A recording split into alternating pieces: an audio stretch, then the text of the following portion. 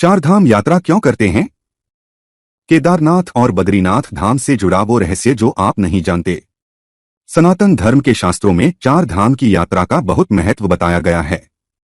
एक ऐसी पवित्र यात्रा जिसे करने से मोक्ष की प्राप्ति होती है। धर्म ग्रंथों की माने तो जो लोग चार धाम हो आते हैं उनके पाप तो नष्ट होते ही हैं।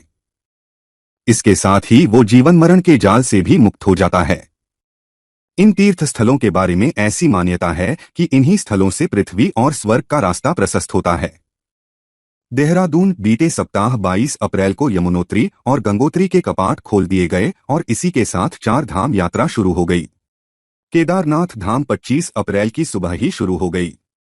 वहीं बद्रीनाथ धाम यात्रा 27 अप्रैल 2023 से शुरू होने वाला है। तीर्थयात्री जब अपनी शुभ यात्रा पर निकलते हैं तो इस दौरान सबसे पहले वो यमुनोत्री यमुना, इसके बाद गंगोत्री गंगा के दर्शन करते हुए आगे बढ़ जाते हैं। वे यहां से पवित्र जल लेकर बाबा केदारनाथ का अभिषेक करते हैं।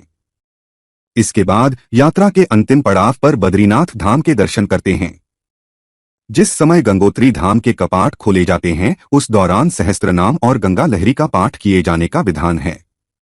गंगोत्री में स्थित गौरी कुंड को लेकर कहते हैं यहां भगवान शिव की परिक्रमा माता गंगा करती हैं। यमुनोत्री धाम को सनातन शास्त्रों में असित मुनि का निवास कहा गया है।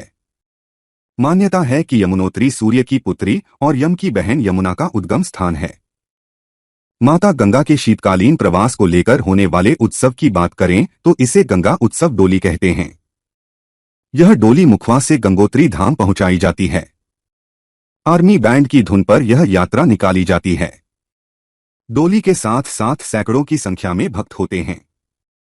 माता गंगा की डोली निकलने दौरान भक्त भावुक रहते हैं। केदारनाथ धाम भगवान शिव के 12 ज्योतिर्लिंग में से एक है। धार्मिक मान्यताएं हैं कि महाभारत युद्ध के समय पांडव अपने ही भाइयों की मृत्यु के क्षोभ में थे और प्रायश्चित के लिए यहां पहुंचे थे। केदारनाथ धाम में बाबा केदारनाथ बैल की पीठ की आकृति पिंड में हैं। बद्रीनाथ धाम के कपाट सबसे अंत में खोले जाएंगे। बद्रीनाथ धाम को नरनारायण ऋषि की तपोस्थली मानी जाती है। नरनारायण भगवान विष्णु के 24 अवतारों में से एक हैं। कहते हैं कि जो जाए बद्री वो ना आए ओदरी, अर्थात बद्रीनाथ के दर्शन से मोक्ष की प्राप्ति होती है।